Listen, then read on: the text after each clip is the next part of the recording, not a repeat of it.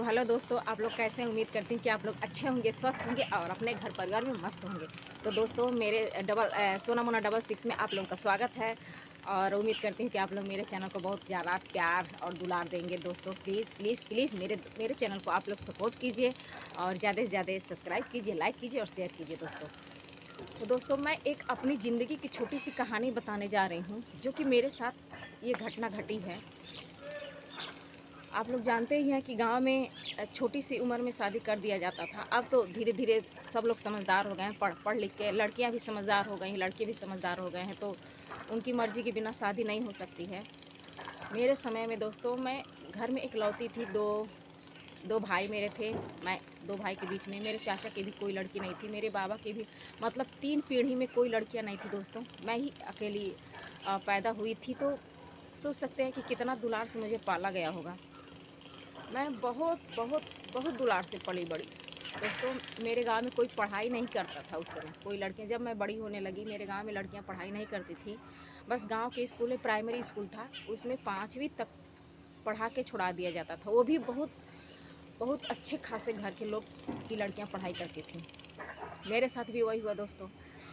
मैं भी ये प्राइमरी में पढ़ी, लेकिन मेरे अंदर एक जुनून था पढ़ाई करने का कि मैं पढ़ूंगी, मैं कुछ बनना चाहती हूँ।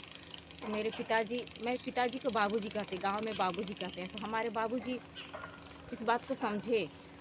मैं घर से 3 किलोमीटर, नेपाल बॉर्डर पड़ता है, घर से 3 किलोमीटर दूर स्कूल, 3 नहीं 5 किलोमीटर दूर स्कूल है। तो 5वीं के बाद मेरा एडमिशन वहाँ हो गया, जो कि सरकारी स्कूल था। वही एक सरकारी स्कूल था, बाकी और कोई स्कूल नहीं था। वहाँ एडमिशन हुआ, मैंने पढ़ाई की, इंटर तक मैं वहाँ पढ़ाई की। फिर इंटर के बाद मैंने बीए जाहिर किया कि बाबूजी मुझे बीए भी करना है और मैं कुछ बनना चाहती हूँ। तो बीए के लिए स्कूल नहीं था, उधर बहुत दूर था। यूपी महाराजगंज में स्कूल था, जो कि घर से बहुत ज़्यादा दूर था। तो मेरे मेरे बाबूजी ने उस पे भी मतलब मान गए। मेरे माँ बाबूजी दोनों लोग मान गए, ठीक है पढ़ाई करो तुम। तो मैं घर से बाहर चली गई। मेरे बुआ के एक लड़की और एक लड़का, 2 लोग थे, चाचा के लड़के, मतलब कुल मिला के हम लोग 5 लोग पढ़ाई के लिए बाहर चले गए महाराजगंज जिला। वहाँ पे रूम लेके, 2 रूम था, किचन बाथरूम था।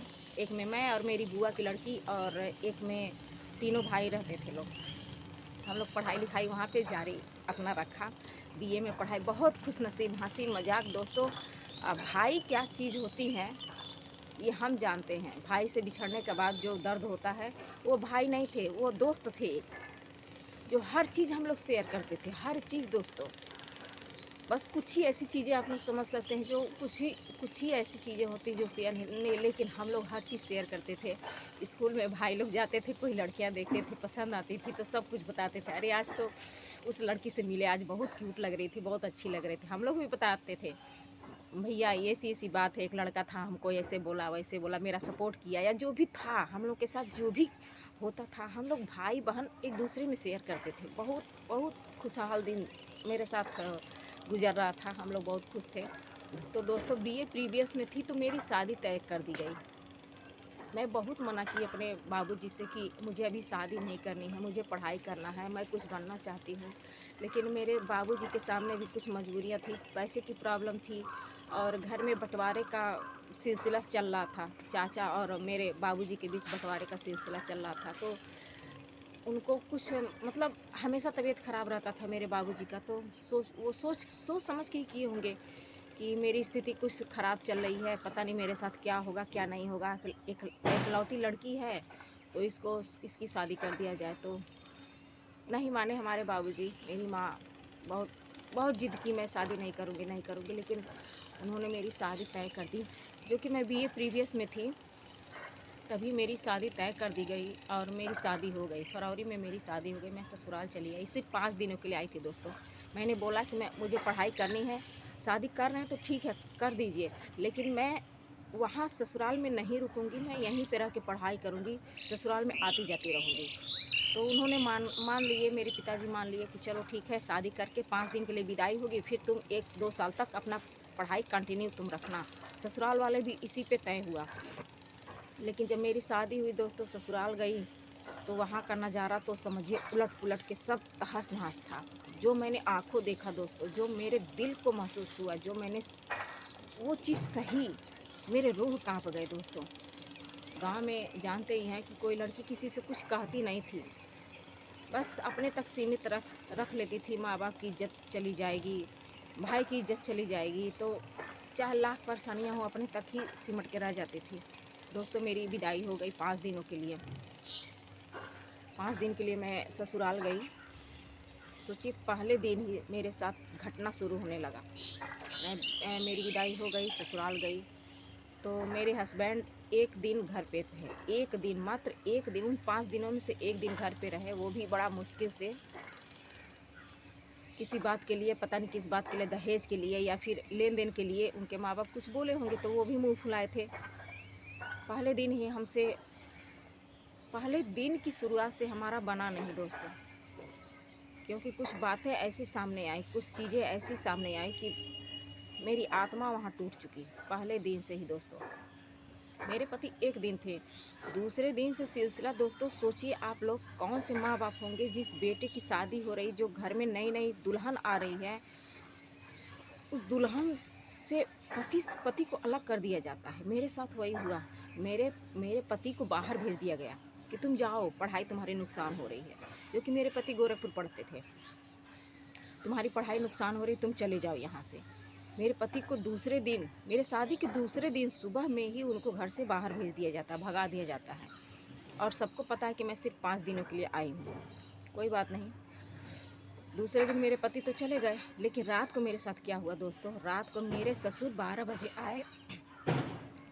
चूँकि मैं घर में अकेली सोती थी, बाकी सारे लोग दूसरे मतलब थोड़ा सा हट के था, मेरा रूम थोड़ा सा दूर था और बाकी लोगों का दूर था, तो उस घर में मैं अकेली रहती थी। दरवाज़ा बंद करके अंदर से मैं सो गई। सोई क्या, आप लोग समझ सकते हैं कि कितनी तकलीफ़ होती है। आदमी ससुराल जाता है और नई नवेली दुल्हन है, उसका पति उसको छोड़ के बाहर चला जाता है, तो तकलीफ़ तो था ही। बहुत सारे अंदर अंदर घुटन हो रही थी, सोच रही थी कि मेरे साथ क्या होने वाला है। मुझे तो आभास हो गया कि मेरे साथ कुछ बुरा होने वाला है। तो रात को मेरे पास दूसरे दिन, शादी के दूसरे दिन मेरा ससुर आते हैं, मेरा दरवाज़ा खटखटाते हैं। मुझे कुछ नहीं पता था कि मेरे साथ कुछ बुरा होने वाला है। मैंने दरवाज़ा खोला, पूछा कौन, तो मेरे ससुर बोले मैं हूँ, और खोलो कुछ बात करनी। हम कहे रात के तो 12 बज रहे हैं, आप दिन में बात कर लीजिएगा, सारे लोग आएंगे बैठेंगे, सास भी रहेंगी, ननद भी रहेंगी, सारे लोग रहेंगे, तो आप बात कर लीजिए। तो बोले नहीं, बहुत ज़रूरी बात है, खोलो, तुमसे बात करनी है। तो मैं खोली, दरवाज़ा तो खोल दी, खड़े होकर ऐसे दरवाज़ा खोल दी। तो बोले चलो अंदर बैठ के बात करते हैं। हम कहे नहीं, इस टाइम मैं बात नहीं कर सकती आपसे, जो कि मेरे ससुर शराब पिए थे दोस्तों। दूर से ही बदबू आ रहा था, बोलने की बदबू दूर से ही आ रहा था। आप लोग जानते होंगे कि हाँ, शराब कितना बदबू करता है। तो मुझे आभास हुआ। हम कहे नहीं, मैं सुबह बात करूँगी, आप अभी जाइए, मैं सुबह है आपसे बात। वो जिद करने लगे, नहीं चलो बैठ के बात करनी है, हमको बात करनी है। हम कहे नहीं, हमको नहीं बात करनी है। मैंने गुस्से में दरवाज़ा बंद कर दिया, बहुत बाहर से बहुत भड़बड़ाए, लेकिन मैं खोली नहीं। और हमारी दुर्दशा की कहानी यहीं से स्टार्ट होती है, क्योंकि घर के ससुर मुखिया थे, और मुखिया के साथ अगर इस तरह से होता है तो आप लोग समझ सकते हैं, तो दुश्मनी तो निकालेगा ही। अगर अच्छा रहेगा तो सोचेगा कि नहीं, वो गलत कर रहा है। 12 बजे रात है, नई नवेली दुल्हन के रूम में जाना बिना पति के कितनी घिनौना काम है, लेकिन वो समझदार नहीं थे। दूसरे दिन फिर वही सिलसिला शुरू हुआ दोस्तों। फिर रात हुआ, फिर 12-1 बजे मेरे देवर को लेके आए। तो देवर मेरे बोले भाभी दरवाज़ा खोलिए। मैं बोली क्या होगा, तो पापा आपसे बात करना चाहते हैं। मैं बोली नहीं, मैं बात नहीं करूँगी, मैं सुबह बात करूँगी, और कल सास और सब लोग रहेंगे। फिर वही सिलसिला, वही चीज़ से, तो गुस्सा के मारे वो लौट गए। फिर तीसरा दिन खाना वाना घर में दोस्तों, मैंने खाना पीना सब कुछ छोड़ दिया, क्योंकि मेरे साथ 2 दिन से लगातार हो रहा था। और आप लोग सोच सकते हैं कितनी तकलीफ़। मैंने खाना उन 5 दिनों में दोस्तों, मैंने खाना तक नहीं खाया, केवल रोती रही कि मेरे साथ क्या हो रहा है। मैं अपने माँ बाप को कैसे सूचना दूँ कि मेरे साथ क्या हो रहा है, जो कि उस समय मोबाइल फ़ोन भी नहीं चलता था, कुछ भी नहीं चलता था। अगल बगल के लोग घर में आते जाते नहीं थे। मेरे घर में किसी को आने की परमिशन नहीं है, कोई लेडीज़ तक नहीं आती हमारे घर में। वो रूल लगाए हैं सब, ऐसे मतलब परंपरा ऐसे पुराने ख्यालातों के हैं। कोई लेडीज़ नहीं आती थी जिससे मैं ये सब चीज़ें कह सकूं जो मेरे साथ हो रहा था। ऐसे करते करते दोस्तों 2-3 दिन बीत गया।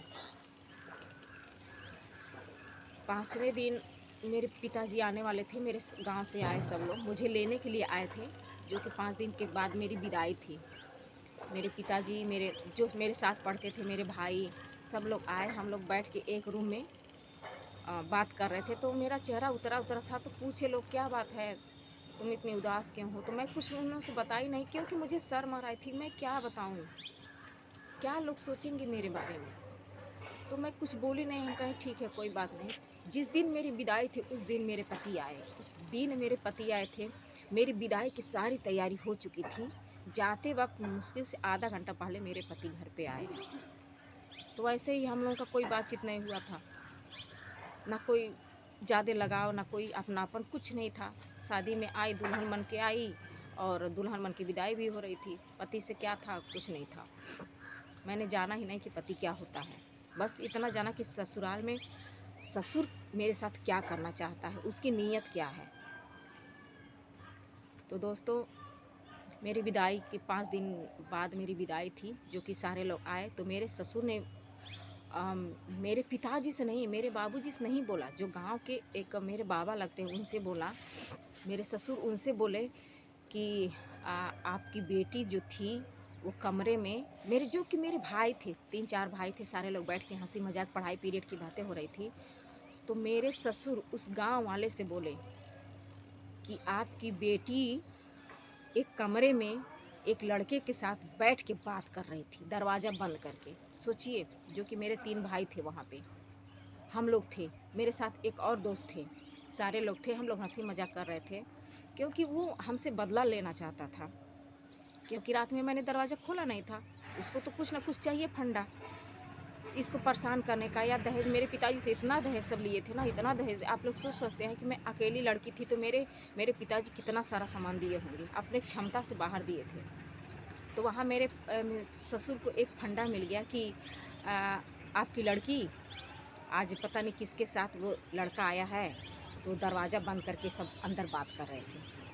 दरवाज़ा के बाहर ऐसे छुप के सुन रहा था। जब हम और हमारे भाई सब लोग अंदर बात कर रहे थे, तो वो मेरे ससुर दरवाजे के पीछे छिप के सुन रहे थे। सोचिए कितना घटिया आदमी हो सकता है कि एक बहू की बातें सुन रहा है। बहू क्या बात कर रही है अपने भाइयों से, क्या नहीं कर रही है, घर वाले उसको लेने आए तो क्या बात कर रही है। इतना घटिया आदमी दरवाज़ा के पीछे सुन रहा था। तो सुन के तो गया, पता नहीं क्या क्या सुना, क्या नहीं, क्या सुनेगा। हम लोग 3-4 लोग थे, भाई थे, तो भाई में हंसी मजाक चल रहा था अपने। जिस तरह से हम दोस्त की तरह हम लोग रहते थे, तो उसी तरह बात चल रही थी।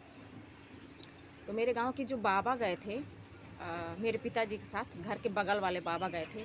तो उनसे बोले कि आपकी लड़की पता नहीं किस लड़के के साथ कमरे में अकेली दरवाज़ा बंद करके अंदर पता नहीं क्या कर रही थी।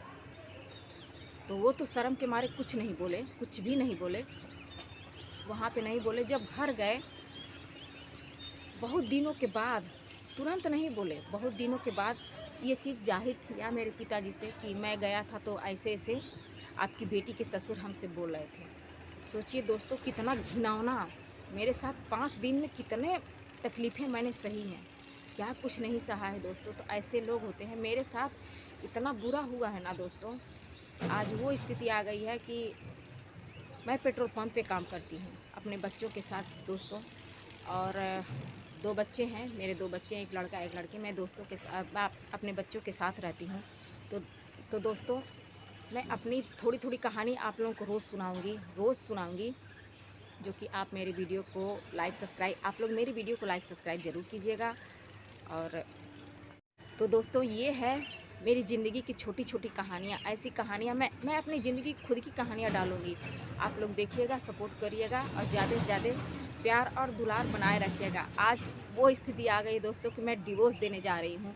आज शादी के 20 साल बाद मैं डिवोर्स देने जा रही हूँ, क्योंकि अब संघर्ष मुझसे नहीं हो पा रहा है। मेरे ससुर ने मेरे साथ टार्चर किया, मेरे पति ने टार्चर किया, मेरे सास ने, मेरे ननद, मेरा सब कुछ, सब लोगों ने मुझे टार्चर किया है। और मैं 20 साल के बाद डिवोर्स देने जा रही हूँ, क्योंकि मैं अब खुशहाल रहना चाहती हूँ, अकेले रहना चाहती हूँ, मुझे किसी की ज़रूरत नहीं है दोस्तों। तो प्लीज़ अगर ज़रूरत है तो बस आप लोगों की ज़रूरत है, आप लोग मेरे वीडियो को लाइक, सब्सक्राइब और शेयर ज़रूर कीजिएगा दोस्तों। अगर मेरी वीडियो में कोई गलती हुई होगी तो माफ़ कीजिएगा दोस्तों, प्लीज़ प्लीज़। नमस्ते, बाय बाय।